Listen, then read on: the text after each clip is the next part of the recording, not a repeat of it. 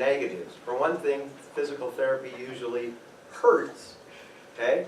So the benefit should always exceed the harms. Or you shouldn't be on a treatment, you shouldn't be in a course, you shouldn't be on that life path. So, back to the high blood pressure. So you want to know the side effects. And I say to you, okay, so the benefit is your blood pressure will come down. Negative side effects, well, this particular drug, so we'll use lisinopril, very common generic ACE inhibitor. Very commonly used drug, one of the most commonly used drugs in the United States and in the world. So most of the time, there are no apparent side effects. How do you know it works? Can you feel high blood pressure? The dogma is never. There's occasionally some people that have some sort of symptoms, but generally you don't feel high blood pressure. So if you can't feel it working, how do you know it works? Yeah, you gotta just take your blood pressure. It's easy to know if it works. Take your blood pressure.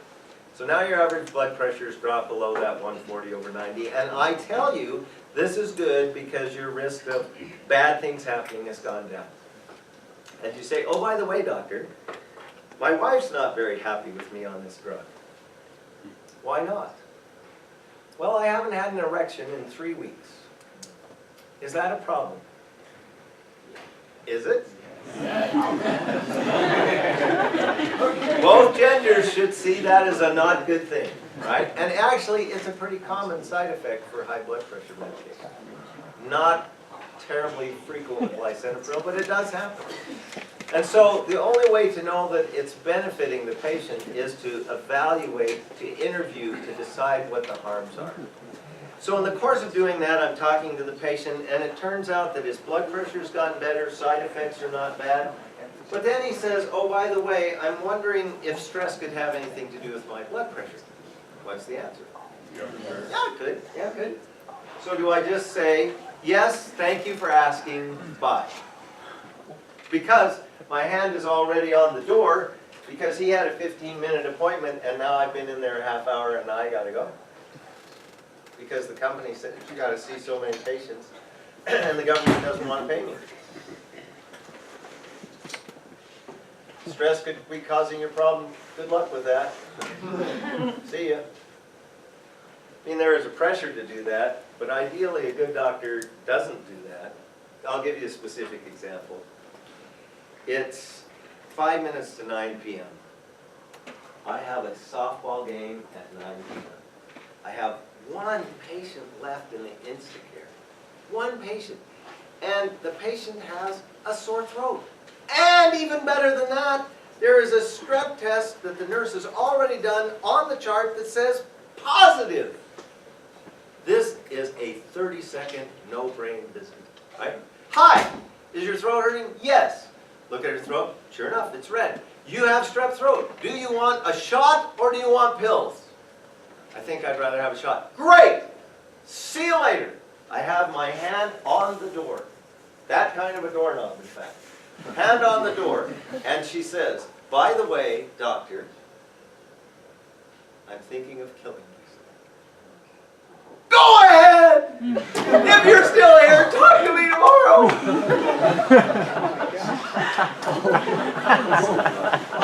Did I make the softball game? No. And you know, I've played hundreds of softball games. I would not remember that softball game at all. But I remember that night because of that comment.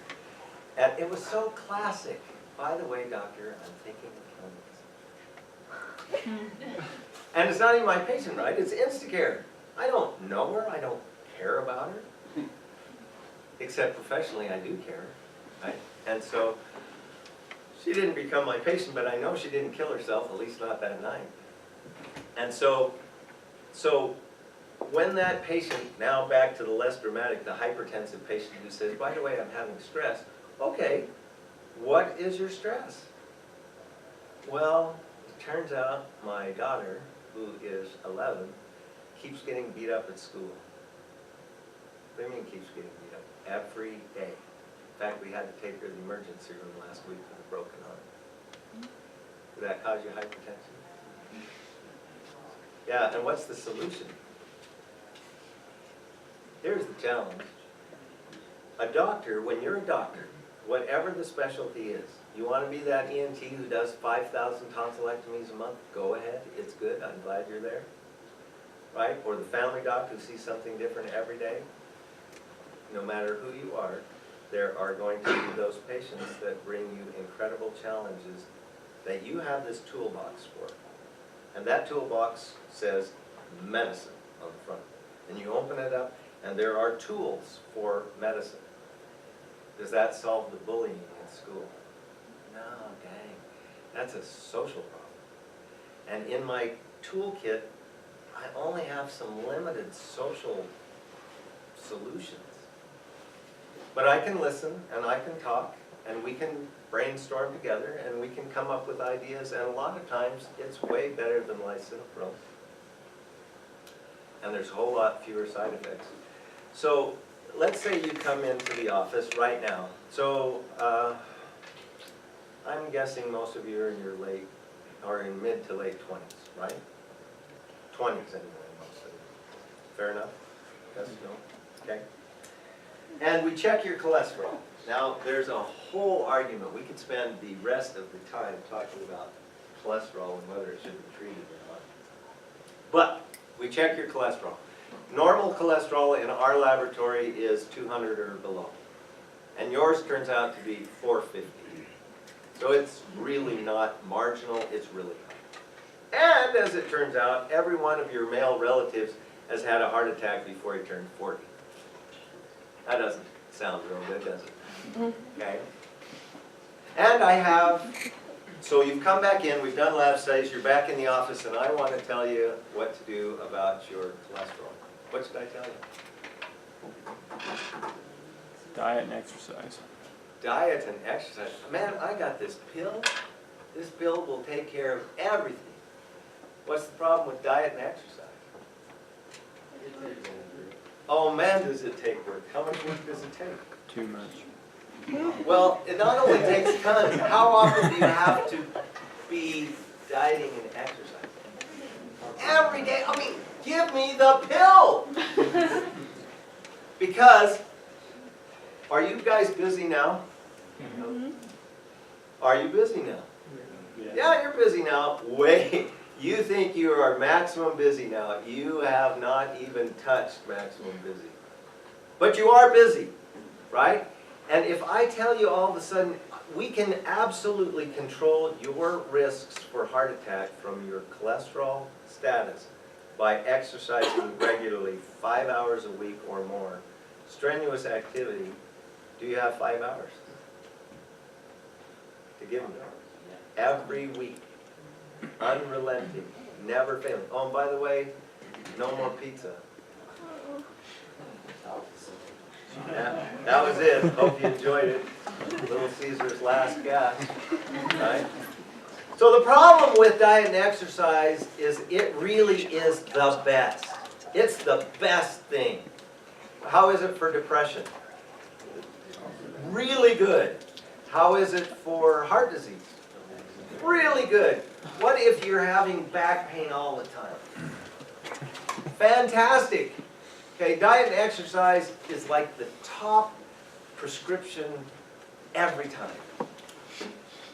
And how often is it filled? So last February, I started going to the Ogden Athletic Club. By the way, I assume you all know you have access to Weber State's personal trainers, right? You don't know? So you can go get an evaluation by a personal trainer. This is according to Joel Bass. So he says you have access to the personal trainer to get an evaluation, and they will write up a personal fitness program, and I think they still follow up with you so that you can still, is that correct? Mm-hmm. Okay. Yeah, so you guys have access to it, and you have state-of-the-art stuff here. I mean, your gym stuff is fabulous, and if you're not doing it, you should check it out this coming week. Because, oh, and how much does it cost? Free. Can't get a better gym membership than that. So last February I joined the Ogden Athletic Club. For the 4th time I joined a gym. And how much did the first 3 cost me? $500 an hour to play racquetball. Because I Went once. never went, right? So this time, my son had been going for several months, and he basically shamed me into getting started. So I went to the Ogden Athletic Club, and I've been working there faithfully, except when I've been ill, ever since then, with a trainer once a week or so. And so it was my first January at the club. What happened the first week of January? The gym was packed! I mean, you couldn't get to a weight, you couldn't get to a machine, you couldn't get to the track. How long did it take? So by 2 weeks it was down about 50%, and by 3 weeks, you know, a week ago, it's down to normal. So now the good is, what did that do for my costs? Helps keep them down, right? Those people that pay a year membership and never come. Great, thanks, we love you. Keep it up. So the challenge with exercise is it's really just really hard to keep doing. It's just really hard to keep doing. But if you will, there are tremendous benefits. And it's especially important right now. So if I told all of you that we're going to hike to the top of Ben Lomond tomorrow, how many of you could do it? Every one of you. Every one of you should be able to do it. Okay, so let's say you're now 40. Can you still do it? Most of you should still be able to do it. What about 50? Some. Big drop-off. I mean, we've all heard these, oh, wow, you're 30, wow, you're 40. Well, those cliches matter because things really do start to change about those times. So if you take a 40-year-old and can convince him to exercise or her to exercise, at 50, they should be able to still do everything they did at 40. And if they still exercise at 60, they can probably do everything they did at 40. Okay? Maybe at 70, they can do most everything they could do at 40. But if they don't exercise, that 50-year-old won't be able to do what he could do at 40. Nor her either. So exercise is really important. How much do you have to do? It's actually not terrible. It's 3 to 5 hours a week. Should you do the same thing every time? That's been the big things with working with the trainer. There's never been a single workout that's been like another one which fits my personality perfectly, right? So I don't get bored going to the gym because I don't ever do the same thing. And yet it's pretty fun, you know, when you've done push-ups and you do 2, and then 6 weeks later you've not ever done any more push-ups and now you do 20, that's kind of rewarding. But the cholesterol pills can still be very critical because sometimes you just can't do the other stuff. So it's better than nothing. And it is better than nothing. And it's really, really, really good for one particular group. What's that? The manufacturers. It's really good for them. They win every time. So we have exercise to prescribe, we have meds to prescribe, we have physical therapy to prescribe, and we have counseling activities that go on all the time. So, and several of your leaders have suggested that I allow time for questions. All time is for questions. So interrupt, because we're just kind of going over what life is like as a family doc. Any of you have doctors as parents or other adults in your families? Who's the doc? Dr. Lytle, family practice. And he's what, your Family dad? practice. Or he's a father-in-law. Your father-in-law? So has that been an example that you want to follow or you want to not follow that? Why? What did you like? I like to see his lifestyle. Meaning what? Like, He has lots of money? he doesn't tell me that. He just give me him. Yeah. Nobody else to spend time with his family. He enjoys what he does. Okay. Anybody else? That's the only family member? So I had no family members. In fact, my mother had a good reason to hate doctors. So here is the worst possible emotional scenario. My mom was a very pretty woman. And she was 38 and found a lump in her breast.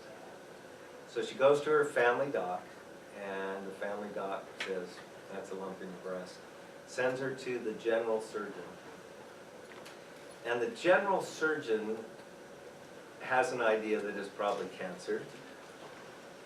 And, but when she goes into the operating room, Mom thinks that she's going to get a breast biopsy, which is just cut out the lump and see what it is. Instead, she wakes up with a radical mastectomy. Now, so this would have been 1970-ish. And at that time, the standard surgical procedure was a modified radical, which is still the standard extensive surgical procedure. The difference was that preserved muscle and a radical mastectomy didn't.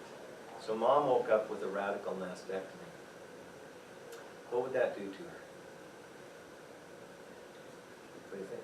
Oh, it just bring down her self-esteem, and also never be able to trust a doctor again, maybe? All of those things, yeah. It took decades to recover. She did, but it literally took decades to recover. And so she didn't think doctors were warm and fuzzy. So she didn't just say, wow, I really want you to be a doctor. There's only two of us, my brother and I, and Doug's a family doc in Arizona. So 2 for 2, but nobody else in the family anywhere. He has 5 kids, none of them are doctors, although one's going to be a PhD in chemistry. And I have 4 kids and none of them are doctors either. And yet, I think we had a great lifestyle. That my kids had a great lifestyle. I almost never missed stuff the kids did. One day I came home from residency and I'm tired and it's 6 o'clock and I walk in the door and my wife Margaret says, you have a meeting in 15 minutes. Meeting? Right? I mean, church is bad enough, right? All the time. You have a meeting, you have to go, why do I have to go to this meeting? Well, your son, Nick, 5 at that time, Nick wants to play soccer, and if he's going to play, you have to go to this meeting. Fine. So I go up the hill to the house up the street, and there's about 5 or 6 guys waiting around. The host is not there yet. And we're just chatting, and the host walks in and he says, good evening, coaches. So I go home, so what's the deal here? And Margaret said, I knew that you would want to spend lots of time with your son and daughters as they came. And that your life will be so busy that there has to be a mechanism in place for you to spend time. So I signed you up to be a coach. I coached for 19 years straight. I coached 3 of my 4 kids. And I knew nothing about soccer. My total soccer experience had been 7th grade, one day in PE. We were supposed to dribble the ball, and I stepped on it and fell down in front of everybody and humiliated myself. So, but we had a great time teaching soccer because it was part of the lifestyle. And it could be there. And I could be active and participate in my church responsibilities, which for me were very important. I love fishing. How much fishing did I do for 19 years? A lot. Almost none. Right? Because I was busy with the kids. You know? I do a lot more fishing now, and I enjoy the fishing. But now I have grandkids. And you should see the Pinewood Derby car we just made. So, Pinewood Derby boys, what was the best car you ever made? What did it look like? A block with wheels. Block with wheels. They can win. They can still win. What else? So my 8-year-old grandson and I designed a car, which I would show you if I had a projector. So what shape goes fastest? Wedge. So we knew that. So we looked online. There are great YouTube videos on how to make your Pinewood Derby car fast. We did all of those things. And who usually makes most Pinewood Derby cars? The dads, okay? But I was determined that Charlie is going to know how to do all the tools.